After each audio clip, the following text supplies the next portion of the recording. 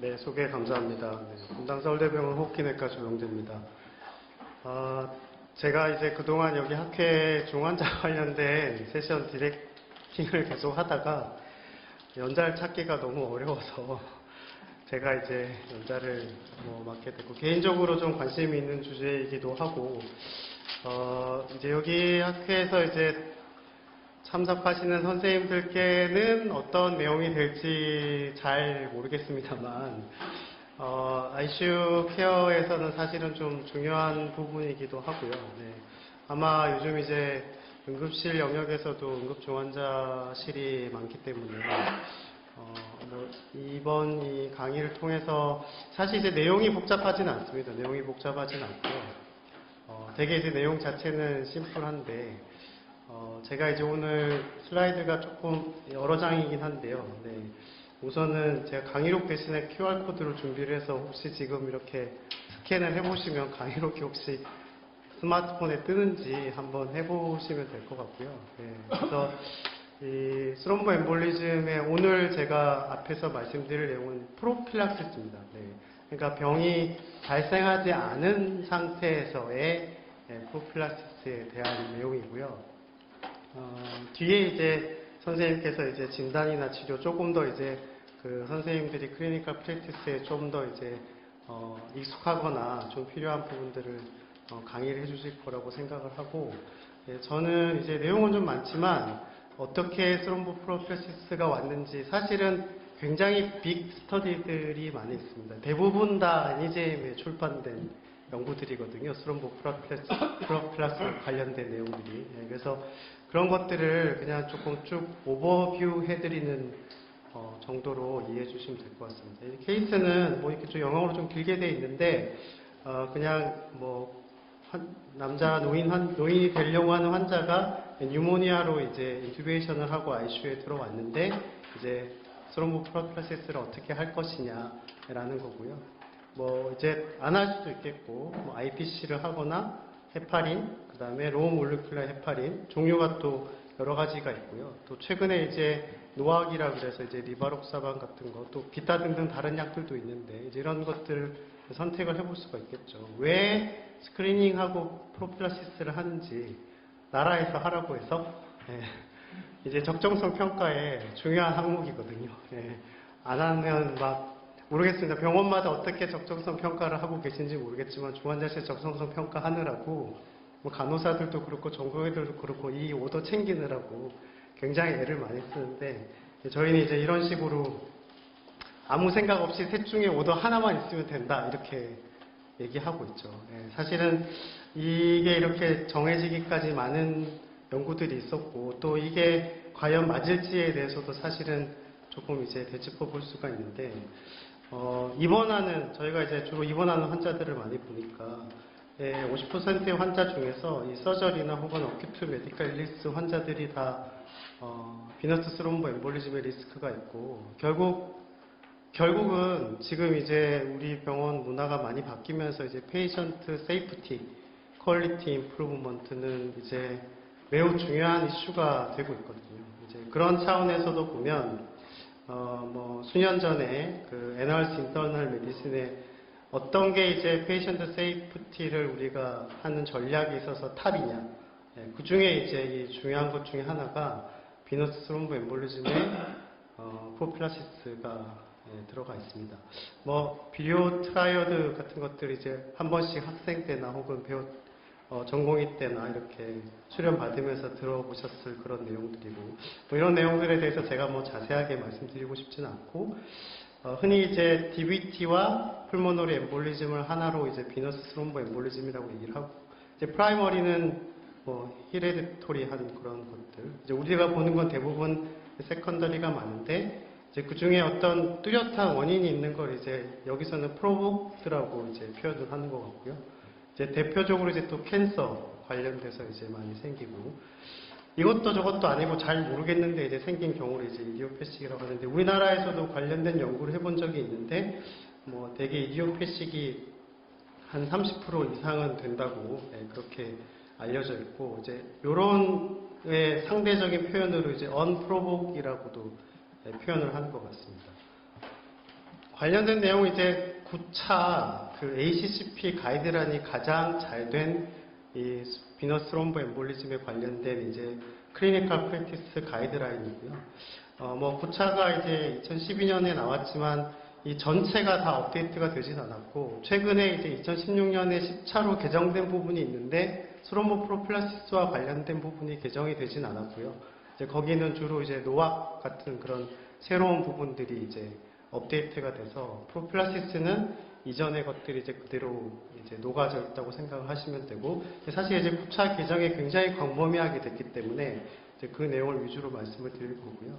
뭐 당연히 입원하는 환자들 뭐 리스크는 뭐 여러 가지 다 가지고 있는데 특히 이제 그 중에 ICU에서는 sepsis나 바소프레서를 사용하거나 환자들의 그냥 그 컨디션 자체, 특히 이제 CVC를 가지고 있는 이런 것들이 다 이제 리스크 팩터로 알려져 있지만 우리나라에서도 이제 이런 것들을 이제 혈액내과 쪽에서 정리를 해서 발표를 이제 2014년에 했었었고요. 그때 이제 우리나라에서 정한 리스크 팩터는 리스크는 이렇게 그룹핑을 해서 베리 로우, 로우, 모더레이트, 하이로 돼 있는데 이제 ICU 환자들은 대부분 뭐 모더레이트 이상의 리스크를 가지고 있다고 보시면 되겠고, 근데 이제 뭐 이거보다는 조금 더 이제 정량적인 리스크 어세스먼트 모델이 이제 몇 가지가 있는데 보통은 이제 파두와 리스크 어세스먼트 모델을 많이 이제 제시를 하는 것 같고요.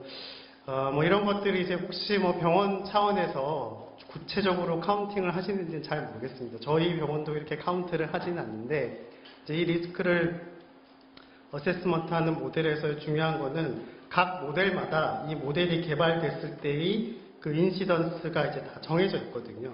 그래서 실제로 점수가 올라가면 어느 정도의 인시던스가 있는지 이제 이거는 나중에 뒤에 제가 스크리닝과 관련된 얘기를 하면서 어느 정도의 인시던스가 있고 어느 정도의 프리볼런스가 있는지에 따라서 이 스크리닝의 의미가 있냐 없냐를 우리가 얘기할 수 있기 때문에 이런 부분들을 사실은 좀 보시는 게 좋겠고 실제로 뭐 이거를 막 캘큘레이션 하는 것 그 자체가 꼭 중요한 건 아니라고 할 수도 있겠습니다.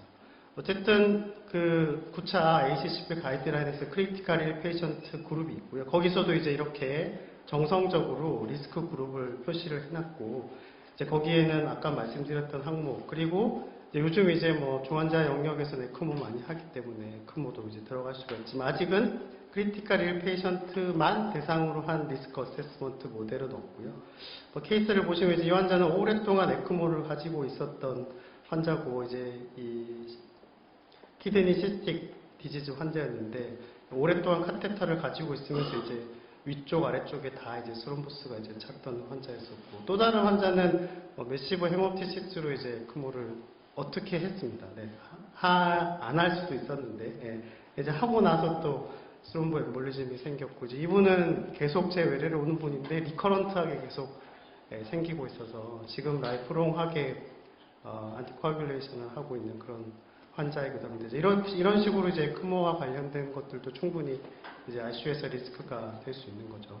그래서 이제 그 내용을 조금 이제 구체적으로 살펴보면 여러 카테고리가 굉장히 많은데 이제 저희 ICU 영역에서의 크리티컬 페이션트는 이렇게 한정이 되고 그 중에가 스크리닝을 루틴하게 할 건지 말 건지 그리고 프리벤션의 약으로 로우 몰레큘 웨이트 헤파린이나 혹은 로우 도즈 언프랙셔네이트 헤파린을 쓸 것인지 말 것인지에 대한 게 이제 키 퀘스천이라고 보시면 될 것 같습니다. 그래서 첫 번째 스크리닝은 일단 against입니다. 하지 않았으면 좋겠다는 거죠. 뭐 그레이드는 2C 정도로 그렇게 높진 않습니다. 좀 전에 말씀드렸듯이 스크리닝을 했을 때 이 프리밸런스와 인시던스를 아는 건 중요하거든요. 저희 나라에서 지금 폐암 검진을 로도즈 시티를 시작을 했습니다. 전 세계에서 최초로. 그 결과가 어떻게 될지 아직 아무도 모르는데 어쨌든 그런 걸 도입을 할 때는 충분히 프리밸런스가 있고 그 어떤 테스트를 했을 때 얼마나 발견이 될 것이고 그게 발견이 되는 과정에서 어느 정도 코스트 이펙티브 할 것인지가 잘 분석이 돼야 될 것인데요. 그런 부분에 있어서 처음으로 이제 이런 칼라 도플러를 썼던 연구는 자마의 95년도에 이제 발표가 된 적이 있습니다. 구체적인 내용을 제가 말씀드리지 않겠지만 이 당시에 이런 정도로 ICU에 들어간 환자들이 이런 정도의 비율로 헤파린을 쓰는 게 40%, 미키네카락에 이 스타킹 같은 걸 했던 게 33%, 아무것도 안 했던 게, 그러니까 3분의 1인 거죠, 얼추 보면. 예, 그러니까 뭘 하든 간에 이런 식으로 했었던 게 이제 첫 스터디였었고요. 이제 조금 유명한 스터디가 이제 빅텍이라고 하는 스터디고, 이렇게 아주 체계적으로 중환자실 입실 전, 들어오고 나서 퇴실 전, 이후에 팔로 이런 것까지도 주로 쭉 이제 꾸준하게 열심히 이제 했던 이런 스터디가 이제 대표적인 스터디인데, 이 프리밸런스와 인시던스를 보는데, 이제 보시면 DVT와 풀모너리 엠볼리즘으로 나누어지고요. 보면 이제 듀링 ICU에서는 27.7% 상당히 높은 비율인 것 같고요. 네, 풀모너리 엠볼리즘도 약 20% 정도. 네, 그래서 이런 환자들을 조사를 해보니까 ICU 모탈리티가 대략 뭐 한 15에서 16% 정도. 그 다음에 하스피탈 모탈리티는 조금 더 이제 올라가는 정도. 이제 이런 연구가 2000년도에 됐었고, 이제 그 이후에 이 데보라 콕이라고 하는 사람이 이제 캐나다에서 이제 특히나 이 비노모 스롬보 엠볼리즘에 관심이 많은 의사이고, 이 관련된 모든 아티클에 이제 많이 실리는 사람인데, 이쪽에서 이제 여기도 마찬가지로 이제 초음파를 가지고 어세스를 한 결과로서는 프리밸런스는 2.7% 정도고 인시던스는 9.6% 정도다. 그래서 자기들 중환자실에서의 이런 비노스 스롬보 엠볼리즘, DBT를 본 건데요. DBT의 리스크 팩터는 개인적인 병력이라든지 ESRD라든지, 특히 이제 여기서 이제 주목할 게 이제 플레이틀릿을 수혈한 거라든지 바소프레서를 쓴 경우들이었다라고 이제 이렇게 처음 이제 했고, 보시면은 이런 식으로 이벤트가 스크리닝이 됐다고 합니다. 보면 이제 이 첫 일주일 사이에 많이 걸리고요. 이제 그 뒤로 쭉 가면 심지어는 이제 이 3개월까지도 이렇게 잡혔는데, 이제 이거를 ICU의 연장선으로 봐야 될지 어떻게 될지는 잘 모르겠습니다만, 어쨌든 스크리닝을 해본 스터디가 이런 식으로 걸렸다라는 걸 알고 계시면 되고, 아까 말씀드렸듯이 바소프레서를 사용을 하면 이렇게 D가 이제 DVT가 발견이 된 건데 이렇게 생기거나, 아니면 플레이틀릿 수혈을 하면 이런 간격으로 생기거나, 이런 식의 어떤 인시던스를 보는 이런 연구들이 이제 기존에 있어 왔는데, 다 이제 서양에서 됐던 연구들이고, 이제 우리는 그럼 이걸 그대로 받아들여서 스크리닝을 하고 할 것이냐라고 했을 때, 이제 잘 아시겠지만 아시안 포퓰레이션은 낮다고 되어 있습니다. 예, 상대적으로 굉장히 낮다고 알려져 있고요. 이것도 이제 다른 연구에서 보면 사우스 코리아 같은 경우에 포퓰레이션 스터디를 봤을 때 상대적으로 보면 상당히 낮죠. 물론 VT, 그러니까 DVT건 뭐 풀모널 엠볼리즘이 합쳐지건 간에 나이가 올라갈수록, 그리고 점점 고령인 환자들이 중환자실에 많아지기 때문에 어쨌든 인시던스 자체는 올라가고 있는 건 맞는데, 여전히 다른 서양의 나라에 비교했을 때는 상당히 낮은 수준이다라는 거고요. 그래서 ACCP 가이드라인을 고지고대로 우리가 다 받아들이기는 좀 어렵다라는 게 이제 이 내용이고요. 그래도 이제 그 9차 ACCP 가이드라인에서 이제 DVT 진단에 대한 어떤 이제 알고리즘 같은 것들도 이제 제시가 됐었고, 아마 구체적인 진단 같은 것들은 뒤에 이제 말씀을 드릴 텐데, 이거는 이제 관련해서 DVT를 진단하는 데 있어서 이제 중환자실 의사가 초음파를 얼마나 잘 보느냐, 이런 거에 대한 스터디를 실제로 했었고, 그래서 이제 비교를 한 그룹은 이제 크리티컬 케어 피티션이 이제 초음파를 한 경우랑, 그 다음에 이제 그거를 나중에 영상의학과 의사가 피모랄 비너스 스터디를 해서 이제 두 개를 이제 일치하는 걸 봤는데, 이제 이 당시 한 130명이 인클루드 됐는데, 이제 프리밸런스가 약 한 20% 정도 됐었다고, 서양이니까 좀 높은 편이죠. 그래서 최종적으로 봤더니 9케이스가 서로 안 맞았는데, 뭐 4케이스는 실제로는 맞았는데 중환자실 의사는 찾았고 영상학과는 놓쳤고, 또 5케이스는 반대고, 이제 뭐 이런 연구가 있었고, 그래서 뭐 비교적 정확하게 찾을 수 있고, 트레이닝 피리어드도 그렇게 길지는 않아서 잘 적용이 되면 진단을 좀 늦추는 걸 피하고 적절한 매니지를 할 수도 있겠다, 이제 이런 제시도 했고, 뭐 잘 아시겠지만 이제 이렇게 디지털 쪽에서 이제 스퀴징 메소드를 써서 이 플로우가 위쪽으로 이제 비너스 플로우가 잘 나오는지 안 나오는지 정도를 보는 건 아마 크게 다들 어렵지 않게, 전공의 선생님들도 어렵지 않게 할 수 있는 걸로 제가 알고 있고요. 그래서 이제 그런 어떤 스크리닝의 툴이 이제 있다라는 거 말씀드리고, 이제 실제로 이제 그럼 심텀 사인을 가지고 우리가 이제 알 수 있느냐. 예. 이제 쭉 이렇게 나열이 되어 있긴 합니다만 어렵죠. 어렵고. 이 환자도 이제 에크모를 달고 있는 제 환자였는데 어느 날 봤더니 다리가 이렇게 색깔이 컬러 체인지가 잘 보이시는지 모르겠는데 이렇게 왔다가 이제 확인을 해보니까 이분도 이제 스롬보시스가 있어서 헤파린을 좀 더 썼더니 이제 에크모를 하고 있는 와중에도 생겼던 거죠. 다시 좋아졌었거든요. 그러니까 이런 식으로 그냥 잘 환자를 이제 봐도 찾을 수 있는 부분은 분명히 있긴 있습니다.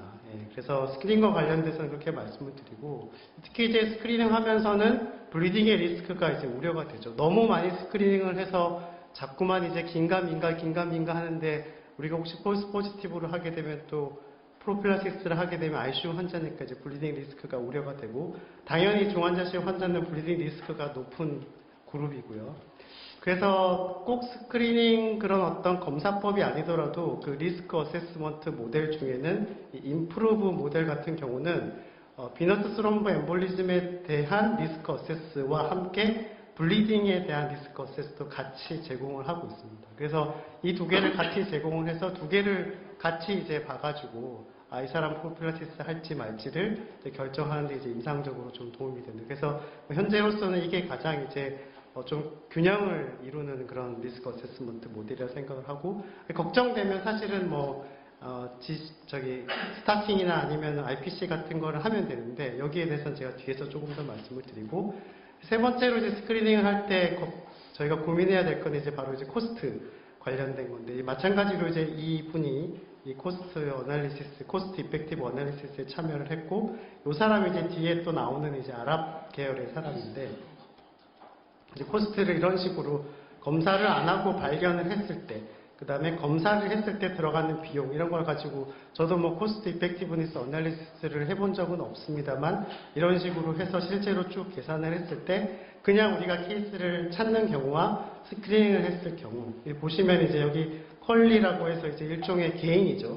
그래서 이제 1퀄리가 올라갈 때 20만 불인가요? 네, 공이 6개니까. 네, 이 정도의 비용이 들어가니까 전혀 코스트 이펙티브 하지 않다라고 이제 이 당시에는 결론을 내렸었고, 그런데 그래서 이제 그게 이제 차라리 그냥 예방을 해라, 약을 쏘라는 거죠. 스크리닝하고 할 거 없이. 이제 그렇게 이제 이 연구에서는 결론을 내렸습니다만, 최근에는 또 이제 특정 환자군을 정했는데, 이제 ICU 스터디를 볼 때는 항상 ICU 환자가 동일하진 않기 때문에 여기서는 이제 트라우마 환자들을 봤고, 트라우마 환자들도 마찬가지로 이런 퀄리의 개인에 따른 이 코스트를 이제 측정했는데, 여기서는 약 3만 불 정도. 이 정도는 감소할 만한 것 같고, 코스트 이펙티브 할 것 같다고 이제 이 저자들은 결론을 보시면 이제 마찬가지로 여기서는 이제 이 풀모너리 엠볼리즘을 리덕션 하는 걸 이제 조금 비용이 이제 이렇게 들고 이런 식으로 이제 경중을 돈을 가지고 이제 환산하는 거죠. 이제 이 환산하는 과정은 이제 보건 경제학자나 이런 사람들이 해야 되는 일인 것 같고, 보시면 이제 여기서 산출한 1퀄리에 대한 비용이 이제 이 정도인데, 그거를 쭉 이제 다른 ICU 케어에 들어가는 비용과 비교를 한 거. 놀라운 건 CPR이 여기 있는데, 우리나라 사정과는 너무나 맞지 않는데 CPR이 여기 있는 걸 좀 봐주시면 어떨까 싶긴 하고요. 그래서 이 코스트 이펙티브니스를 고려를 해야 되는데, 우리는 아직 저도 답은 못 낼 것 같은데, 최근에는 어쨌든 이 초음파를 좀 적극적으로 사용을 해서 특히나 이제 이렇게 어퍼 익스트리미티도 스크리닝을 하기 위한 이런 노력들을 하는 연구들이 나와서 이런 스크리닝 하는 게 도움이 된다라고 제시는 하고 있으나, 아직까지 가이드라인 상에서는 루틴하게 초음파 스크리닝을 하는 거를 프로필락시스를 위해서는 레코멘드 하지 않는다라고 이해하시면 될 것 같습니다.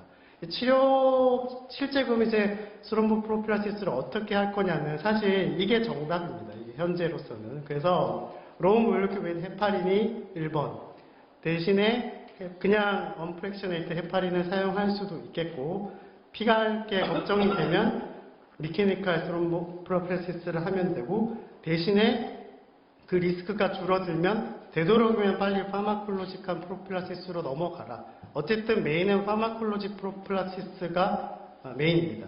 그게 이제 어떻게 이제 이런 게 정해졌는지 보면 이제 몇 가지 스터디들이 있는데, 시간 관계상 제가 뭐 로물 헤파린에 대해서는 뭐 넘어가는 걸로 하고요.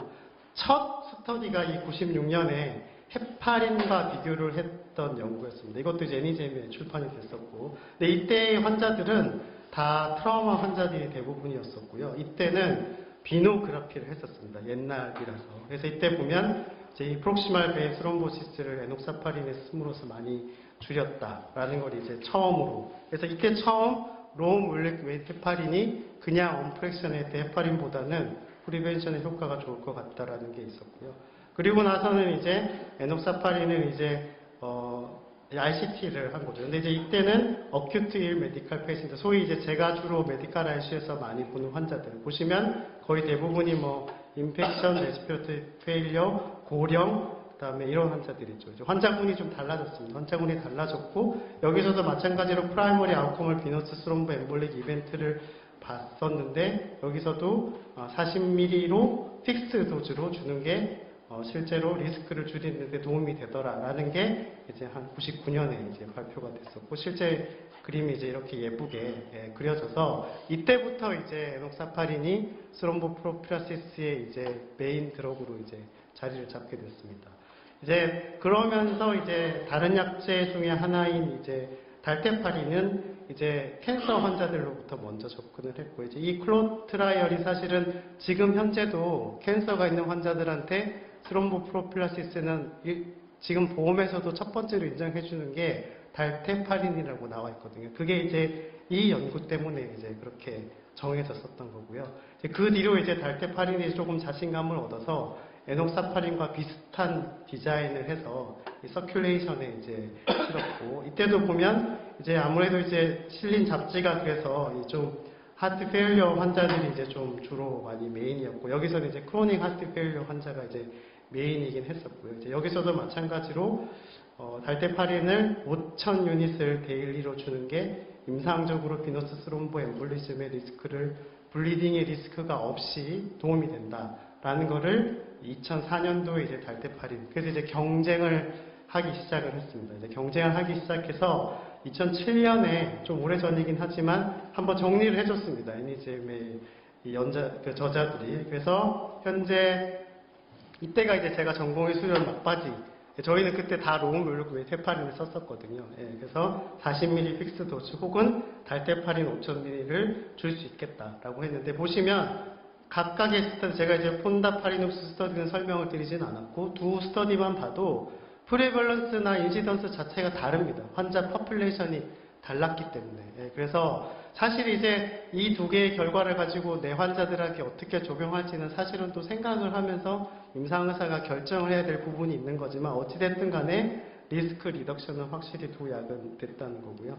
달테파린이 이제 조금 더 이제 치고 나갑니다. 그래서 다이렉트라는 스터디를 하는데 이제 이 스터디는 이 레날 인서피션시가 있는 사람들을 대상으로 합니다.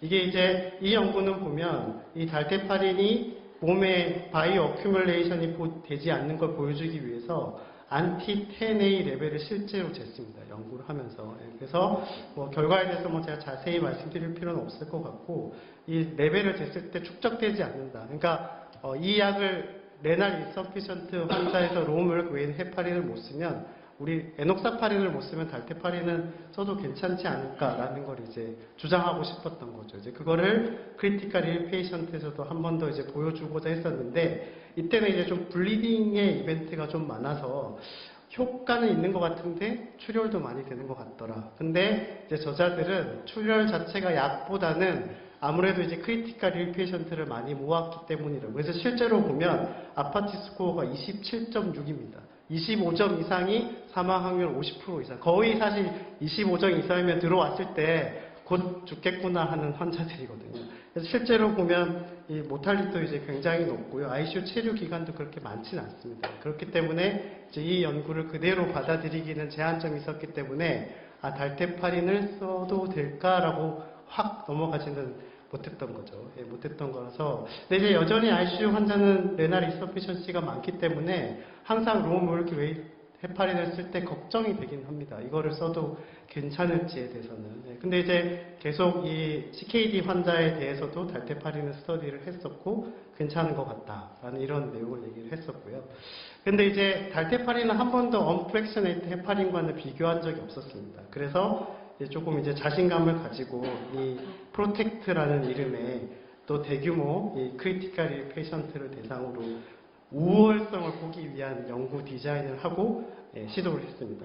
근데 이제 여기서 프라이머리 아웃컴으로 봤던 건 프록시말 레그 DVT였습니다. 여기서 처음으로 이제 이 진단을 초음파를 통해서 직접 다 했었고요. 그러니까 이제 엄청나게 힘든 스터디를 했죠. 그게 가능했던 거는 이 NG 그룹이기 때문에 가능했습니다. 이제 현재 전 세계에서 잘 나가는 이 크리티컬 케어의 멀티센터 그룹은 이제 호주, 뉴질랜드 쪽의 NG 그룹과 프랑스 그룹인데 거기서 이제 이렇게 야심차게 2011년에 시도를 했었고 보면 아파치투 스코어가 한 20점 이상 정도 되고요.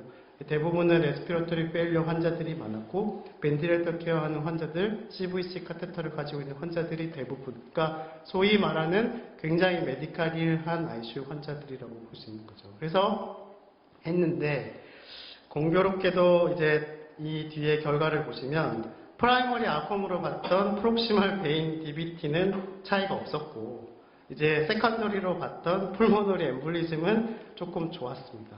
근데 어찌됐든 간에 프라이머리 아웃컴으로 N수를 잡았기 때문에 이 연구에서 이제 강하게 포지티브라고 이제 결론을 내지는 못했지만 이제 저자들은 풀모너리 엠볼리즘이 실제로 임상적으로 더 중요하기 때문에 풀모너리 엠볼리즘을 줄인 것 자체, 그러니까 DVT에 대한 거는 우리가 증명해내지는 못했지만 풀모너리 엠볼리즘의 레이트를 줄였던 것 자체는 나름 의미 있지 않을까. 이제 그거를 설명하는 요인으로는 다리가 아니라 상지나 이런 쪽에 생기는 DVT도 프로필라시스 할 수 있었기 때문이라고 생각을 하고 이제 여전히 그 이전에 보여줬던 달테파린의 이 바이오 어큐뮬레이션이 되지 않는 이런 부분들을 이제 저자들은 좀 강조를 하고 싶었던 모양입니다. 그래서 이제 나중에 이제 뭐 트라우마 환자들을 대상으로 해서 이제 두 가지 약을 그냥 다이렉트로 한번 트라우마 환자들이 아무래도 리스크가 높기 때문에 해봤더니 비슷하더라. 그래서 이제 이 연구를 했던 저자들은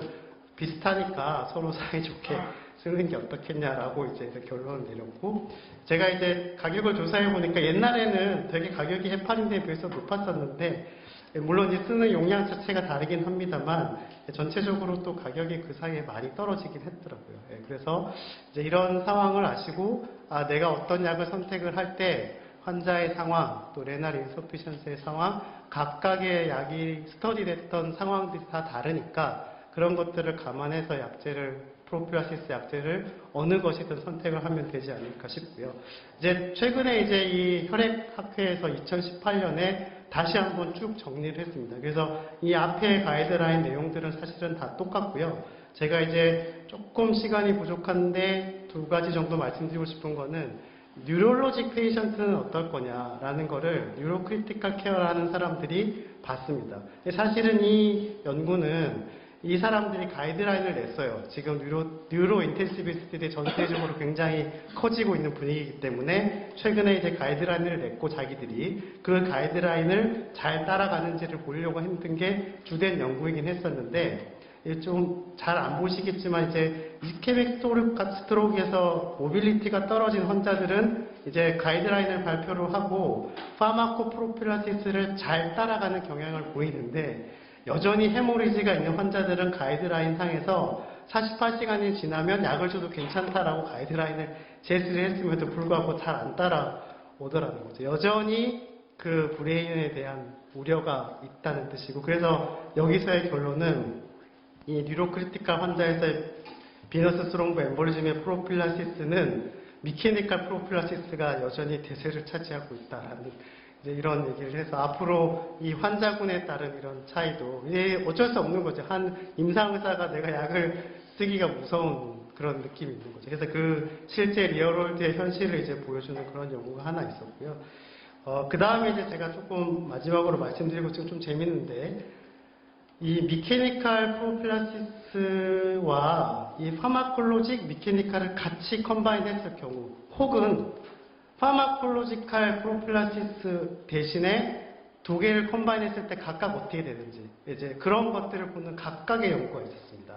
근데 결론은 어느 쪽이건 하나만 선택하라는 거거든요. 두 개를 다 같이 하는 거는 어디셔널한 개인이 없다는 건데 이거는 모든 환자들을 다 스타킹을 채운 상태에서 로우 몰리큘 웨이트 헤파린을 추가했을 때 어디셔널하게 스롬보 프로필러시스가 있는지를 봤는데 보시다시피 이렇게 차이가 없는 걸로 나왔고 이제 이게 라이프녹스라고 이제 큰 연구였는데 차이가 없게 그렇게 나와서 그래주얼 컴프레션 스타킹을 하는 환자에서 에녹사파린을 추가하는 것은 특별한 더 개인이 없다고요.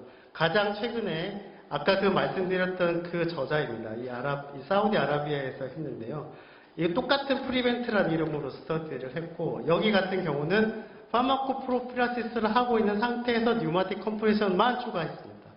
그러면 과연 효과가 있겠느냐? 왜냐하면 이제 최근에 이 뉴마틱 컴프레션 디바이스 회사들이 굉장히 프로모션을 많이 했습니다. 중환자실 영역에서. 잘 아실 겁니다. 병원에서도 막 이 장비를 베드마다 하나씩 갖춰놔야 되냐, 서로 이렇게 섞어서 써도 되냐, 뭐 이런 이 크로스 컨타미네이션 괜찮냐 등등등등. 이 간호사들은 굉장히 좀 고민스러워 했었거든요. 그런데 이 연구의 결과도 제가 그래프는 안 가져왔지만 인시던탈하게 이 DVT가 발생하는 비율은 전혀 차이가 없는 걸로 나왔습니다. 그래서 이 파마코프로필라시스를 한 상태에서 미케니카를 추가하는 것도 역시 특별히 더 어디서나 개인은 없다입니다. 그 왜?